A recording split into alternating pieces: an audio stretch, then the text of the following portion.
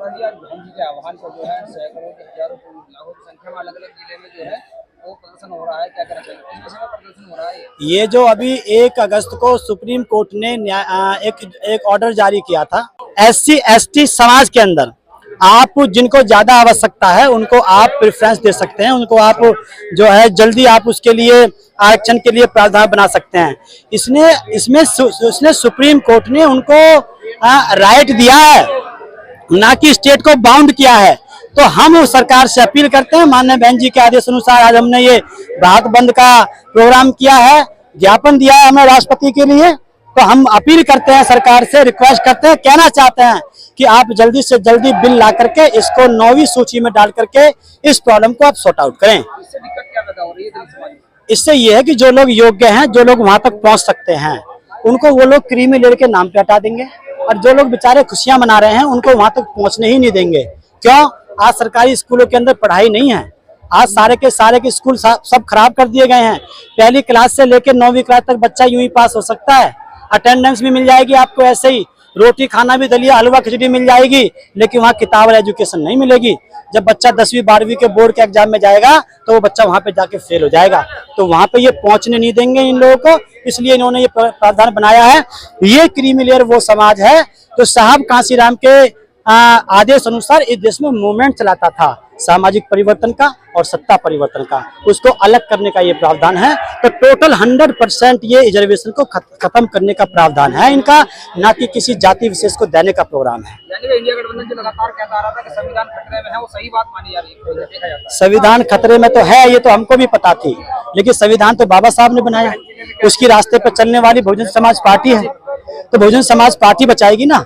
अभी वो लोग तो चोर चोर मौसेरे भाई हैं, चाहे समाजवादी हो चाहे कांग्रेस हो, वो दोनों की दोनों जो है संविधान को वो पीछे से बदलना चाहते हैं, बीजेपी आगे से बदलना चाहती है, तो ये दोनों मिलकर के संविधान को बदलना चाहते हैं। मांग नहीं मांगी गई तो अगला कदम क्या होगा? हम नहीं सुनवाई हुई तो उसका अगला कदम क्या होगा? अगर बिल अगर नहीं आता है, इसको 9वीं सूची में नहीं डाला जाता है, तो हम उग्र प्रदर्शन करेंगे।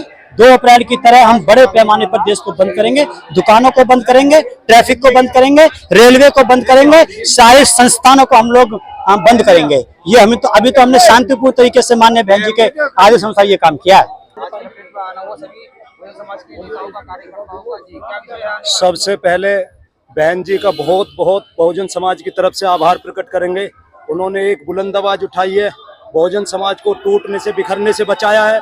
उन्होंने एक होने के लिए अपनी जान की बाजी लगाई है। हम बहन जी के साथ, बहुजन समाज, पूरे देश का बहुजन समाज उनके साथ है।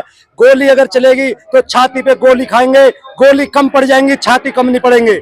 बहुजन समाज बहन जी के साथ है। पूरी गाजियाबाद विधानसभा ईंट से ईंट बजा देगी शासन प्रशासन की, अगर ये हमारा ज्ञापन राष्ट्रपति महोदय तक नहीं पहुंचा तो। जी देखिए, क्रीमी लेयर की बात करते हैं। हमारी देश की महामहिम जो राष्ट्रपति है, देश की प्रथम महिला है, वो भी क्रीमी लेयर में आती है। उनके साथ किस प्रकार छुआछात किया गया है, अयोध्या में मंदिर का जब उद्घाटन हुआ था उनको नहीं बुलाया गया, वो क्रीमी लेयर में भी आती है और फिर भी उनका साथ छुआछूत हो रहा है। आप देखिए, इससे पहले हमारे महामहिम राष्ट्रपति कोविंद जी थे, कोविंद जी को भी हमारे जो संसद है, संसद भवन के उद्घाटन में नहीं बुलाया गया था, उनके साथ भी छुआछात हुआ था। वो भी क्रीमी लेयर में आते हैं। एक निश्चित आय से ऊपर उनकी आमदनी होती है। जब उनको नहीं छोड़ा गया है तो हम लोग कहाँ जाएंगे? ये बात छुआछूत की है, ये बात भेदभाव की है, ये बात आर्थिक रूप से नहीं है। पहले आप हमें आजादी दीजिए छुआछात से, भेदभाव से, उसके बाद आप क्रीमी लेयर की बात कीजिए। सबका साथ सबका विकास जी दिखाई दे रहा है। देखिए, सिर्फ कहने वाली बात है सबका साथ सबका विकास। आप कहीं भी जाकर देख लीजिए, पूरे देश के अंदर जो एट्रोसिटी घटनाएं हो रही हैं, अगर सबका साथ सबका विकास होता तो ये एट्रोसिटी घटना इस देश के अंदर नहीं होती। आज भी हमारे यहाँ हमारे समाज के लोगों को, बहुजन समाज के लोगों को घोड़ी पे नहीं चढ़ने दिया जाता है। आज भी माँ बहन बेटियों के साथ में बलात्कार हो रहे हैं, कहाँ रुके हैं? कौन ये बलात्कार करने वाले लोग कौन है? ये वही लोग है, चालाक किस्म के लोग हैं जो बात करते हैं कि सबका सबका विकास। कहाँ सबका साथ हो रहा है, कहाँ सबका विकास हो रहा है? ये भेदभाव है, ये छुआछात है। सबसे पहले ये खत्म होना चाहिए। अगर ज्ञापन के बाद मांग नहीं मांगी तो अगला कदम क्या होगा? अगला आंदोलन, इससे बड़ा आंदोलन बड़े पैमाने पर किया जाएगा। ये तो बड़ा शांतिपूर्वक, बड़ी सभ्यता से हमने ज्ञापन सौंपा है। यदि ये मांगे नहीं मानी गई तो बड़े आंदोलन की अगली तैयारियां हैं। जी मनोहर भाई, आज जो है बड़ी संख्या में जो है सभी बहुजन समाज जो है एकत्रित हुआ है, क्या है मामला पूरा? देखिए, ये इन्होंने SC/ST में वर्गीकरण के लिए जो इन्होंने किया था क्रीमी लेयर के लिए, ये माननीय बहन जी का शॉर्ट टाइम का था। माननीय बहन जी ने जो है कल ही सबको अवगत कराया कि आप जाइए और बिल्कुल व्यवस्थित तरीके से जो है सीधा आप जो है ज्ञापन दीजिए। हम ये कह रहे हैं सरकार बाबा साहब को मानने वाली है तो ये 9वीं आरक्षण को 9वीं सूची में डाले, और ये वर्गीकरण की बात करें, इन्होंने जातिगत जनगणना अगर करा ली हो तो ये क्रीमी लेयर की बात करें, कुछ कराया नहीं है और आप जो है क्रीमी लेयर की बात कर रहे हैं। ये भाई को भाई से लड़ाने का काम कर रहे हैं। आप देखिए, जो संवैधानिक तरीके हैं उस पर सरकार काम नहीं कर रही है, केवल और केवल बरगलाने का काम जो है सरकार कर रही है।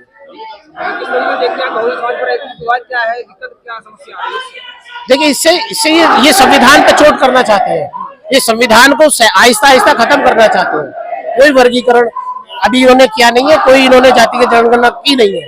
ये केवल वर्गीकरण के नाम पे कि जी हम क्रीमी लेयर के नाम पे कर रहे हैं और ये आरक्षण को खत्म करना चाहते हैं। देश के प्रधानमंत्री जो है बाबा साहब की जो संविधान वो चुनकर जो संसद में के अंदर जाते हैं। देखिए, ये केवल बाबा साहब का नाम लेते हैं, बाबा साहब की मानते नहीं है, केवल बाबा साहब का नाम लेते हैं। और आदरणीय बहन कुमारी मायावती जी शॉर्ट टाइम पे मैसेज दिया कि संविधान के साथ अगर छेड़छाड़ होगी तो इससे भी बड़ा जो है हम फिर ज्ञापन देने का काम करेंगे, लाखों की संख्या में लोग आएंगे। ये तो आप पत्रकार भाई हमसे अच्छा जानते हैं किसका विकास हो रहा है, किसके मकान गिर रहे हैं। एक वर्गीकरण को पहचान लेते हैं, ये हम उस पर नहीं जाना चाहते। केवल आज हम आरक्षण के लिए इकट्ठा हुए हैं और आप देखिए कितना बड़ा जनसैलाब जो है आप पूरे गाजियाबाद में नहीं पूरे भारत में देख रहे हैं, और बहुत संपूर्ण तरीके से, संवैधानिक तरीके से, क्योंकि हम बाबा साहब को मानने वाले लोग हैं। जगरोशनी बद्ध, मैं नोएडा से आई हूँ। किस तरीके से देखते हैं कलेक्ट्रेट पर आए हैं, क्या है मामला पूरा? देखिए, मामला ये है, जो माननीय सुप्रीम कोर्ट ने जो हमारे जातियों को, हमारे वर्ग को बांटने का काम किया है, उसका हमें विरोध करना है, उसका हमें विरोध है, क्योंकि इससे हमारा वर्ग बट जाएगा और आपस में लड़ने का काम करेगा। ये हमें जो माननीय सुप्रीम कोर्ट ने का जो फैसला है, हमें बिल्कुल मानने नहीं है। इसके विरोध में हम आए हैं। प्रधानमंत्री तो कह रहे हैं सबका साथ सबका विकास हो रहा है देश में। नहीं तो जहाँ सबका, जब माननीय प्रधानमंत्री जी को लगता है कि सबका साथ सबका विकास, तो सबका साथ लेकर के चले, ना कि SC/ST OBC के जो लोग दलित जो पिछड़े हैं वो आज थोड़े थोड़े आगे आने लगे हैं, तो अन्य लोगों को जो ऊंचे पद पर पहले से ही थे उनको बुरा लग रहा है। तो सबका विकास सबसे पहले, हर जो सरकारी जो स्कूल हैं, पढ़ाई शिक्षा एक कर दीजिए, तब पता चलेगा कि सबका साथ है और सबका विकास है। तो आरक्षण को लेकर क्या कहेंगे? आरक्षण देखिए, आरक्षण को भीख नहीं है, ये पूना पैक्ट का वादा है जो बाबा साहब भारत से नहीं बल्कि विदेश से छीन करके लाए थे। जिस समाज को जानवरों से भी बदतर समझा जाता था, उस समाज के लिए आरक्षण बाबा साहब ने ये दिलवाया है। और ये हमारे माननीय संविधान में, ये भारतीय संविधान में ये एक्ट है कि हम लोगों को भी जीने का अधिकार है। और आज जब हम थोड़े से जीने लगे हैं तो इन लोगों को बहुत बुरा लग रहा है, जो ये तरह तरीके से कोई ना कोई अत्याचार करते रहते हैं, और जब सामना करते हैं तो ये ऊपर चले जाते हैं। और इन्होंने जो ये आज फैसला जो आया है, हम इसके बिल्कुल खिलाफ हैं। और जब तक ये माननीय ये हमें राष्ट्रपति महोदय से भी हम विनय करते हैं कि आज उनके हाथ में है, उनको पावर है कि इस जो ये फैसला दिया है इसको वो निरस्त करने का काम करें। क्या देश में जाति गणना होनी चाहिए? देखिए, जाति गणना होनी चाहिए। यदि जातियां हैं तो जाति गणना होनी चाहिए, और जाति गणना नहीं हो रही है तो इस देश से जातियां खत्म कर देनी चाहिए। अनुसूचित देश में संविधान की, देश में संवैधानिक व्यवस्था है, देश की संवैधानिक व्यवस्था और विधि निर्माण की व्यवस्था विधायिका द्वारा होती है, कार्यपालिका द्वारा संविधान के अनुसार शासन संचालन होता है, और न्यायालय द्वारा शासन संचालन, न्यायालय के द्वारा संवैधानिक व्यवस्था सुनिश्चित है या नहीं है, मूल अधिकारों का पालन हो रहा है या नहीं है, इसको देखा जाता है।